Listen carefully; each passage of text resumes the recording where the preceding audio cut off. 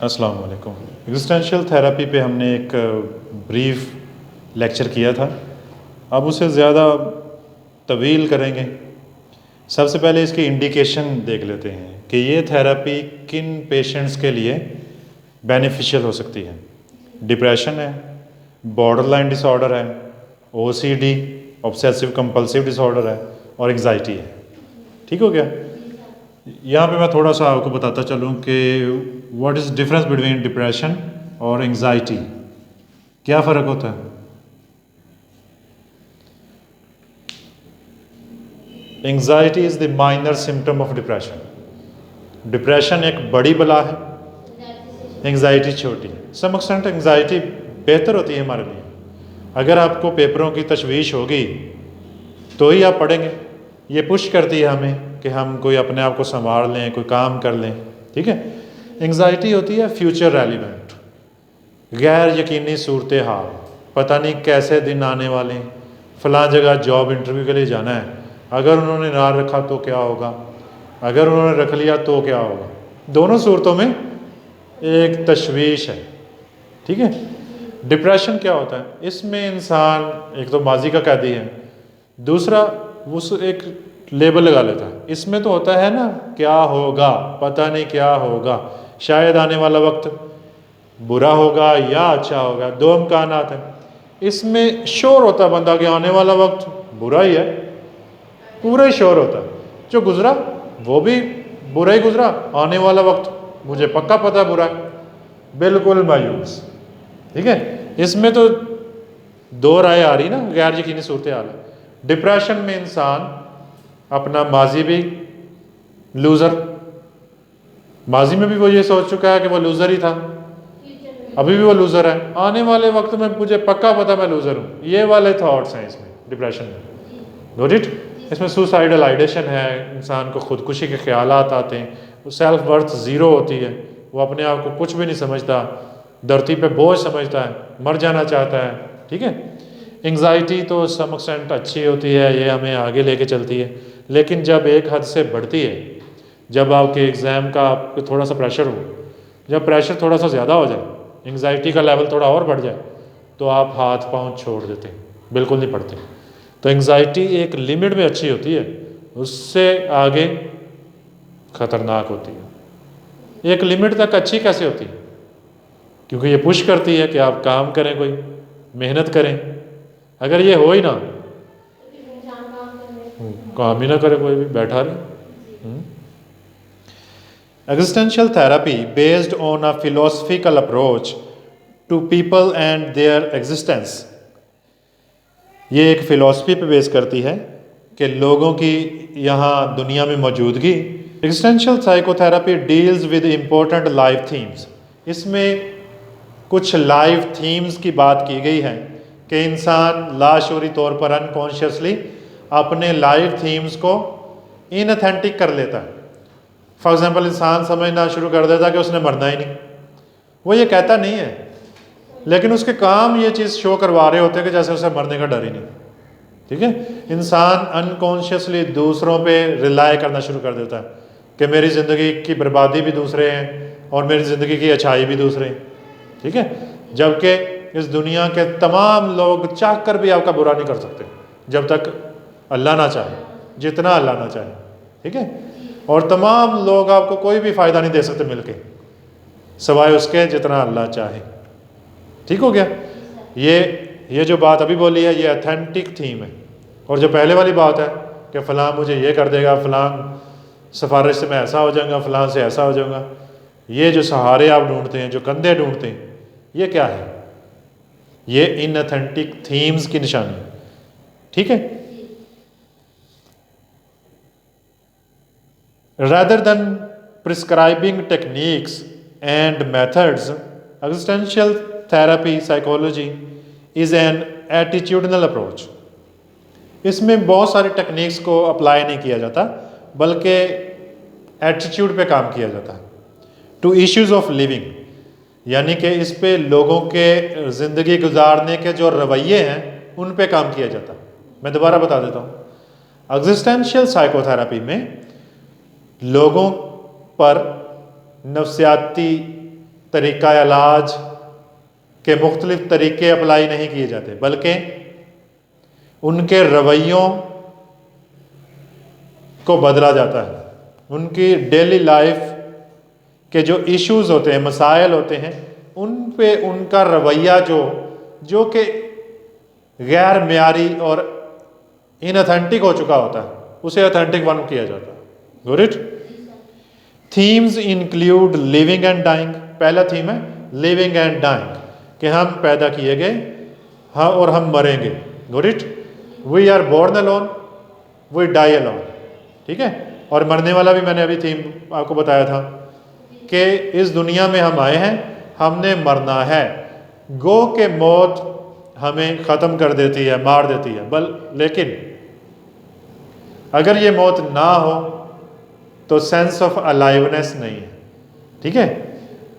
क्रिकेगार्ड ने अपनी ज़िंदगी में यही चीज़ देखी कि वो ज़िंदा है, उसका सांस चल रहा है। अगर ये ना हो तो वो एग्जिस्ट ना करता। वो एग्जिस्ट कर रहा है तो वो अपनी एग्जिस्टेंस को कैसे म्यारी कर सकता है, बेहतर कर सकता है, इस पे काम करना। फिर है फ्रीडम, फिर है responsibility to self and others. जिम्मेदारी ना सिर्फ खुद की उठाए बल्कि अपने से जुड़े हुए लोगों की भी। फाइंडिंग मीनिंग इन लाइफ, अपनी ज़िंदगी के मानी खुद तलाश करे कि वो क्या है, उसने क्या बनना है।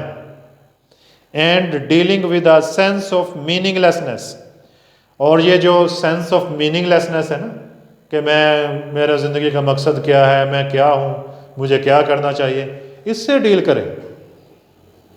More than other therapies existential psychotherapy examines individuals awareness of themselves.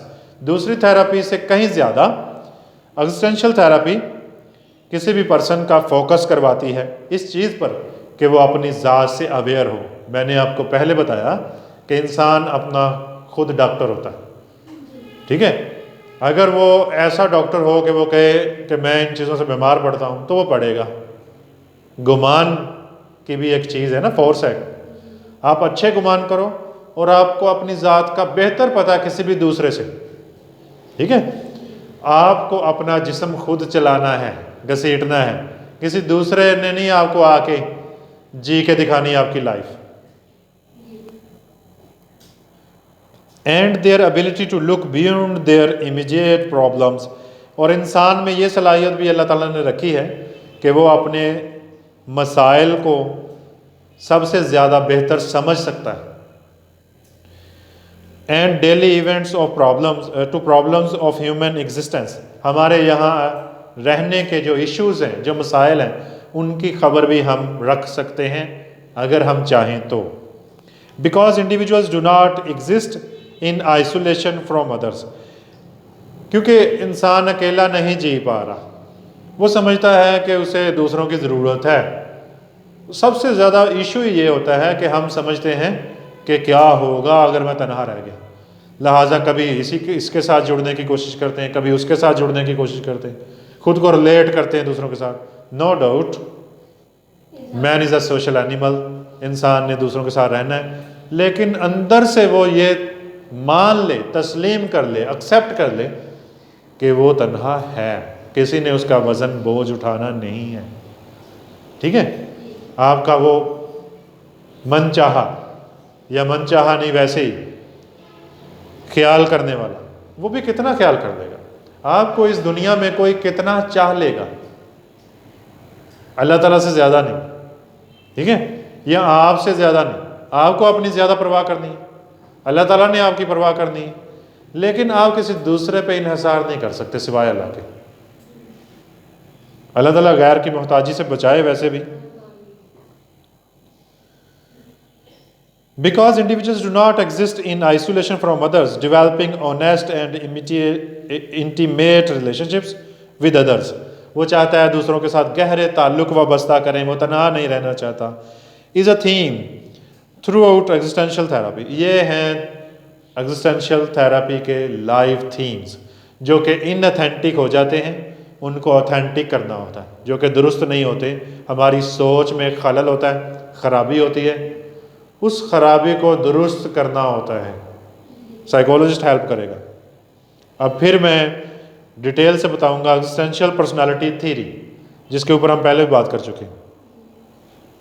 Existential psychology deals with the dynamic और एवर चेंजिंग ट्रांजिशंस, जो चेंज होता रहता है इंसान में, दैट इंडिविजुअल्स इनकाउंटर, जिससे नबर्द आज़मा होता है इंसान, as they emerge evolve and become. To be truly human individuals must be aware of their own being in the world. अगर आप वाकई इंसान हैं तो आपको अपने आप से अवेयर होना होगा। खुद आगाही एक नेमत है। आप खुद की ज़ात से आगाह हों, आप अपनी महसूसात से हर वक्त आगाह हों कि ये चीज़ मेरे में नेगेटिव जा रही है। आप अपना मुहासबा खुद कर सकें, खुद एहतसाबी की शक्ल में, ठीक है, कि अच्छा मेरे ख्यालात अचानक से बदलना शुरू हो गए हैं ये इवेंट को लेके, पहले ऐसी नहीं थी मैं। कभी आपने सोचा है? हम नहीं सोचते, हम लगे बंदे अपने इमोशंस में इतना ज़्यादा बह जाते हैं कि हमें कंट्रोल करने वाला कौन होता है? हमारे इमोशंस, ठीक है। ऐसा होना चाहिए कि हमारे इमोशंस हमें कंट्रोल करने के बजाय हम अपने इमोशंस को कंट्रोल करें। इसके उलट होता है। हो सकता है अगर आप कोशिश करें, हु विल आई बी, मैं कौन हूँ, who am I, where do I come from, मैं कहाँ से आया। ये चीज़ें हैं जो बीइंग इन द वर्ल्ड, जो ऑथेंटिक होनी चाहिए कि मैं कहाँ से आया, मेरा मकसद क्या था, मुझे क्यों बनाया गया। Human beings are responsible for their own plans and destiny. हम अपनी मनाजिल के खुद जिम्मेदार हैं। हम रिस्पॉन्सिबल हैं उन चीज़ों के जो हम करते हैं लाइफ में। Existentialism is concerned with how individuals relate to their objective world, to other human beings. हम हर इंसान इस दुनिया में अपने आप को, अपने एक्सपीरियंसेस को दूसरे के एक्सपीरियंसेस से रिलेट करना शुरू कर देता। जो हम पहले बात कर चुके हैं कि कंपैरिजन तो बनता ही नहीं, लेकिन हम करना शुरू कर देते हैं कि उसके पास इतनी ज्वेलरी है, वो तो इतने अमीर हैं, हम क्यों गरीब हैं, वो तो ऐसे ऐसे ऐसे खूबसूरत लगती है, मैं क्यों नहीं लगती, उसके पास ऐसा है वैसा है। किसी के साथ कंपैरिजन बनता ही नहीं। To other human beings and to their own sense of self. एक है कि हम दूसरे के साथ खुद को रिलेट करते हैं, एक है कि हम खुद की ज़ात को खुद के साथ रिलेट करते हैं। मेरा आज कैसा, मेरा कल कैसा, मेरे आने वाला कैसा। Existential psychology emphasises the importance of time, past and future. इसमें, इस थेरेपी में माजी और आने वाले वक्त को, फ्यूचर को बहुत अहमियत दी गई है, बट पर्टिकुलरली द प्रेजेंट, लेकिन मौजूदा ज़माने को, क्योंकि ये ह्यूमनिस्टिक की एक टाइप है ना थेरेपी, ह्यूमनिज़म में आ रहा है। तो ह्यूमनिज़म वाले, जिसमें पर्सन सेंटर थेरेपी आती है, एग्जिस्टेंशियल थेरेपी आती है, गेस्ट्रोल थेरेपी आती है, तीनों प्रेजेंट मूवमेंट को फोकस करती है। Got it? कि अपने आज को बेहतर बनाने की कोशिश करो, अपने आज में जियो, माजी में जीना छोड़ दो कि वो जो उसने ऐसे कह दिया था, वो जो उसने ऐसे कर दिया था, वो ही लेके बैठे हुए। उससे निकलो, उसे रियलाइज कर लो, उसे एक्सेप्ट कर लो कि आपके साथ ऐसा हो गया, ठीक है। अब अपनी लाइफ को खुद कंट्रोल करें, जीना शुरू करें। The understanding one self and one's world, अपनी दुनिया को अंडरस्टैंड करें। सबसे पहला theme being in the world. अब थीम्स डिटेल में हम करेंगे। पहली हेडिंग क्या होगी? Being in the world, the ability to be consciously aware of themselves, कि हम शऊरी कोशिश करें कि मैं अपनी ज़ात से आगाह होना शुरू हो जाऊं कि मैं ऐसा हूं, मैं अचानक ही ऐसा बोलना शुरू हो जाता हूं, मैं अचानक ही ऐसा करता हूं, मुझे अचानक गुस्सा आता है इस चीज़ पे, मैं असल में हूं कैसा, मैं क्या हूं, इस पे फोकस हो। खुद से आगाह, खुद शनासी पे गौर किया जाए, ठीक है। जो इंसान खुद शनास होता है, जो अपनी ज़ात को समझना शुरू कर देता है कि मेरे में ये खामियां हैं, वो अपनी खामियों को ओवरकम करना शुरू कर देता है। फिर उसमें ताकत आ जाती है कि वो अपनी ज़ात को बेहतर कर सके। जब तक हम खुद से आगाह ही ना हो तो बेहतरी क्या खाक आएगी। And others separates human beings from other species, मैं हूँ और दूसरे मेरे से जुदा है। कोई भी मेरा बोझ नहीं उठाएगा, किसी का मैं नहीं उठाऊंगा। Boss 1963 and Binswanger use the term Dasein इसे डिजीन कहा उन्होंने। बीइंग इन द वर्ल्ड इसका मानी बनता है, which refers to the ability, इसका मतलब, इसका मफहूम क्या है, ऑफ इंडिविजुअल्स, ये वो काबिलियत है इंसान की या किसी भी फ़र्द की, to be able to think, कि वो इस सोच के काबिल हो, about and reflect on events and to attribute meaning to them, कि वो मुख्तलिफ ज़िंदगी के वाक़यात के तनाजुर में खुद की ज़ात को मानी दे कि मैं कहाँ पे, फॉर एग्ज़ाम्पल फ़लाँ इवेंट हुआ, उस इवेंट से मैंने क्या असर लिया, ठीक है, फ़लाँ ज़िंदगी में मेरे वाक़या हुआ, अच्छा उस वाक़े की वजह से मैं ऐसे वहमी हो गया, या अच्छा उस वाक़े की वजह से मैं ऐसा मेरे में बदलाव हुआ। जब ये रियलाइज़ हो जाएगा तो चेंज का अमल शुरू हो जाएगा। खुद आगाही बहुत ज़रूरी है। Dasein, choosing, which means the person who is responsible for his existence, choosing, कि हम वही हैं, हम खुद चूज़ करते हैं कि मैंने ऐसे रहना। एक बंदा है चारपाई पे पड़ा हुआ, ठीक है, वो उसे तरह तरह के बीमारियां हैं, उसने खुद चूज़ किया है चारपाई को, ठीक है, अगर वो चाहे, वो कोशिश करे, वो हिम्मत करे, वो अपनी ज़िंदगी को बदल सकता है, कुछ और मानी दे सकता है, हिम्मत करके, खुद से शनासा हो कि मैं कर सकता हूँ, ठीक है। अगर फिर भी ना हो तो फिर उसे मज़ीद कोशिश करनी चाहिए। वो अपने एक्सटर्नल को बंद किया हुआ ना उसने। आमतौर पे ऐसा ही होता है कि इंसान बैसाखियों पे चलना शुरू हो जाता है, किसी के कहने पे, किसी ने कह दिया बीमार है बेचारी, मेरी बेटी से ऐसा प्रॉब्लम है, बेटी को हो जाता है। असल मसाइल नफ्सियाती, ठीक है, नफ्सियाती तौर पे अगर वो जीना शुरू करे तो वो अपनी ज़िंदगी बेहतर कर सकेगा। इसकी मिसाल मैं अभी दूंगा आपको, अभी बहुत अहम चीज़ें शुरू होने वाली हैं। ये जो बीइंग इन दी वर्ल्ड है ना, ज़िंदगी जीने के, इस दुनिया में ज़िंदगी जीने के जो अंदाज हैं वो चार हैं। कितने? 4 वेज ऑफ बीइंग। ये आपने बहुत एहतियात से और गौर से सीखने हैं, ठीक है।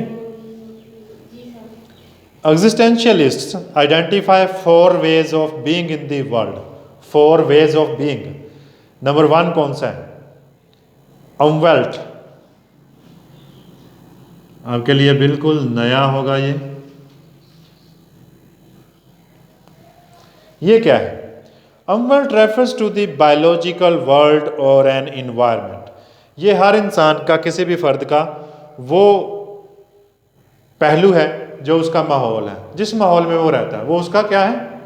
बायोलॉजिकल माहौल जो उसका है वो क्या है? अमवेल्ट है उसका। Umwelt is what we generally think of as the world. Umwelt वो है जो वो दुनिया के बारे में सोचता है। अगर वो दुनिया को कैद खाना समझता है, ठीक है, मोमिन के लिए दुनिया कैद खाना है, यानी कि मोमिन इस दुनिया पे ज़्यादा नहीं कोई फोकस करता कि मैं ज़्यादा जायदाद बना लूँ, ज़्यादा जी लूँ, मैं ऐसा कर लूँ वैसा कर लूँ। उसे पता है अगर आपकी प्रायोरिटी इस दुनिया से हट के उखरवी दुनिया पे चली जाए कि मैं यहाँ पे जो कुछ करूँगा वो इसके पेश नज़र करूँगा कि मेरी आखिरत बेहतर हो जाए, तो आपकी परेशानियाँ ख़त्म हो जाएंगी। बिलीव में, आपको समझ आई बात? अगर बंदा ये सोचे कि मैंने जो भी यहाँ कर रहा हूँ आखिरत में भेज रहा हूँ, तो पूरा का पूरा प्रायोरिटी फोकस जो है वो आखिरत को हो जाए, तो आपकी यहाँ पे जो थोड़ा सा मसाइब होते हैं आपके और जो मुश्किलात होती हैं, बड़ी से बड़ी मुश्किलें आप ऐसे ही हंस के सह जाएँ, क्योंकि आपको पता है इसका अजर मिलेगा। सही है। Includes drives. अच्छा, इसमें वो तमाम ख्वाहिशात हैं। ये वो वर्ल्ड है अमवेल्ट जिसमें इंसान दुनिया बसाता है, दुनिया को मानी देता है, चीज़ें हैं, माहौल है। And living beings, all animals and humans have an Umwelt that includes drives, instincts. जबिल्लत रखती हैं, तमाम जानवर भी ये चीज़ रखते हैं। इसमें वो तमाम ख्वाहिशात हैं जो बायोलॉजिकल हैं, आप जीना चाहते हैं, ठीक है, आप सोते हैं, आप जागते हैं। नेचुरल लॉज, कुदरत के कानून हैं। And cycles such as sleeping and waking, सोना जागना है। लिविंग एंड डाइंग, जीना मरना है। क्या आपको समझ आ रही? बोरियत तो नहीं हो रही? ये चल रहा है? टाइमर आ रहा है ऊपर? अच्छा, क्या कहाँ पे थे हम? The Umwelt is the throne world. इसको उसने थ्रोन वर्ल्ड कहा। ये वो है जिस दुनिया में हम फेंके गए, ठीक है, कि अब हमें जीना ही है, हमें पैदा कर दिया है और हमें जीना ही है। That individuals and animals are thrown into, ये वो दुनिया है जिसमें इंसान और जानवर को बेच दिया गया, ठीक है, ख़ास माहौल में। आपके घर में भेजा गया आपको, ठीक है, वो आपके घर का ख़ास माहौल है, आपको किसी दूसरे घर में नहीं भेजा गया, आपके घर में पैदा किया गया, एक ख़ास माहौल में पैदा किया, एक जानवर को किसी ख़ास माहौल में पैदा किया, ठीक है। ये बायोलॉजिकल माहौल है जहाँ पे उसे खुराक मिलती है, खुराक डिफरेंट मिलती है। अगर आप अमेरिका में पैदा होते आपका लाइफस्टाइल थोड़ा डिफरेंट होता, ठीक है, आप यहाँ पैदा हुए आपका लाइफस्टाइल डिफरेंट है। Examples of such controllable factors are storm, floods, disease and ageing. ये सारे फैक्टर्स हैं, मिसालें हैं। ये तमाम फैक्टर्स अनकंट्रोलेबल हैं। कौन से फैक्टर्स हैं? आपने चाहकर अपना घर सेलेक्ट नहीं किया कि मैं मोहम्मद कुरैशी के घर पैदा हो जाऊँ, किया आपने? नहीं किया। मैं मोहम्मद बूटे के घर पैदा हो जाऊँ, अब्दुल मजीद के घर पैदा हो जाऊँ, आपकी कोई पर्सनल चॉइस नहीं थी, ठीक है। या आप तूफ़ान खुद नहीं लाते, तूफ़ान आ जाए, अर्थक्वेक आ जाए, डिजीज़ आ जाए, कोई बीमारी, ठीक है, या आप बूढ़े होने को चूज़ नहीं करते। ये वो तमाम फैक्टर, ये जो वर्ल्ड है, ये थ्रोन वर्ल्ड है, इसमें वो तमाम फैक्टर्स हैं जो आपके कंट्रोल में नहीं हैं। इन पे तो परेशानी बनती नहीं। अगर आपके पास खुराक कम है, ठीक है, अगर आपके घर वाले आपको पसंद नहीं है, आपका माहौल आपको पसंद नहीं है, अगर आपको मुसीबतें हैं, इस पे कोई आपका उज़र नहीं बनता। ये वो फैक्टर्स हैं जो आपके कंट्रोल में नहीं हैं, ठीक है। इस पे तो फिर कोई प्रॉब्लम नहीं बनता ना। इस पे ये सोचना कि मैं वो फलां के पास बंगला है, गाड़ियां हैं, नौकर चाकर हैं, हम यहाँ बस्ती में रह रहे हैं, ये एतराज़ बनता ही नहीं। ना उसने ये चूज़ करके पैदा हुआ उनके घर, ना आप चूज़ करके। हाँ, अब जो आप बनेंगे वो आप चूज़ कर सकते हैं। आप एक झोंपड़ी से बंगले की तरफ जा सकते हैं, ठीक है। ये साइकोथेरेपी यही इंसान को बताती है कि आप वो बन जाओगे जो आप बनना चाहते हैं, कोशिश करो, ठीक है। ये नहीं है कि आप बैठे हुए चारपाई पे आप कहते हैं मुझे यहीं पे प्रेसिडेंट बना दिया जाए, मुझे सब चाहें, मुझे पसंद किया जाए, मेरी पसंद का रिश्ता भी चारपाई पे आए, पेश कर दिया जाए, ठीक है, कि मुझे सराहा जाए हर जगह पे। ऐसा नहीं। उसके बाद सेकंड वर्ल्ड है मिडवेल्ट।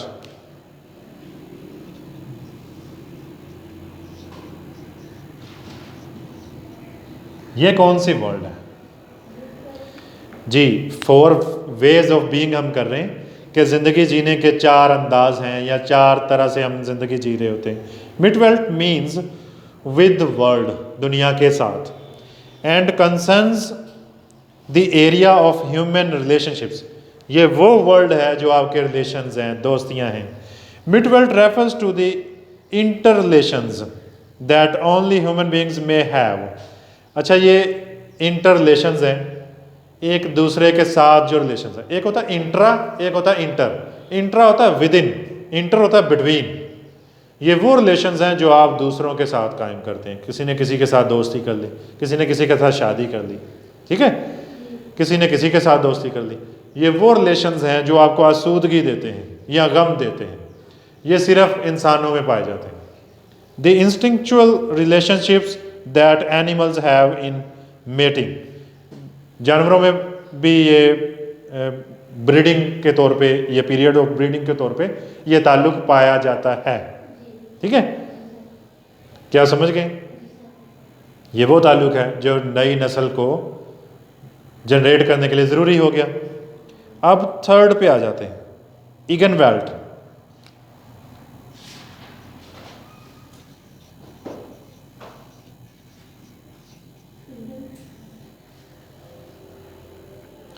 इगनवेल्ट इज द ऑन वर्ल्ड। ये क्या है? ये आपकी दुनिया है। अब जैसा इसे बना लोगे बन जाएगा। And refer to the relationship that individuals have to themselves. ये इसमें वो तमाम ताल्लुकात हैं जो आप अपनी ज़ात के साथ रखते हैं। It is a self awareness, ये खुद आगाही की कैफियत है। From which we see the world, जिससे हम दुनिया को देखते हैं।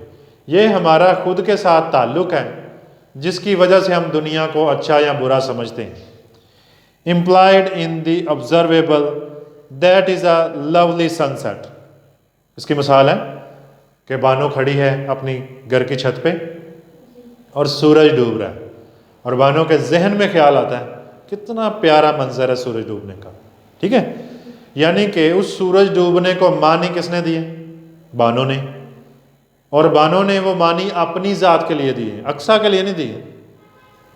ठीक है, अपनी ज़ात के लिए दिए कि ये सूरज का डूबना मुझे खुशी दे रहा है, मुझे सुकून दे रहा है। ऐसा ही है ना। और अगर सूरज डूबता देख के इसे कोई और मानी दिए जाते, कितना ही बुरा लग रहा है सूरज का डूबना, ये शाम ढलनी नहीं चाहिए थी।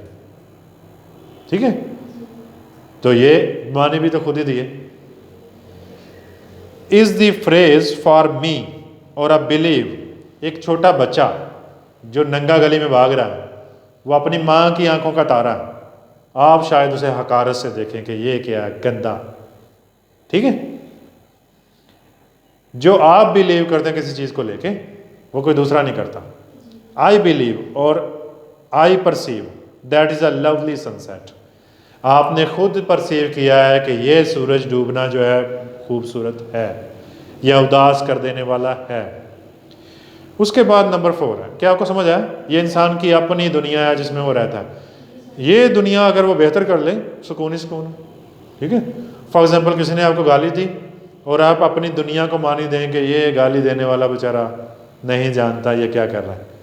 ठीक है, इससे गलती होगी, ये गलती इसने जानबूझ के की, या ये गलती इससे खुद ही होगी, बहरहाल ये गलती इससे हुई, मेरे से नहीं हुई।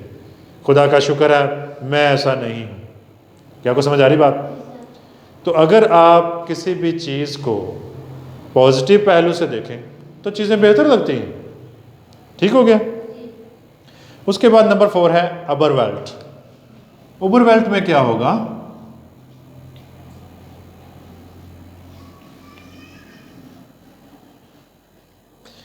ओवरवेल्ट refers to the one's relationship with spiritual और रिलीजियस वैल्यूज।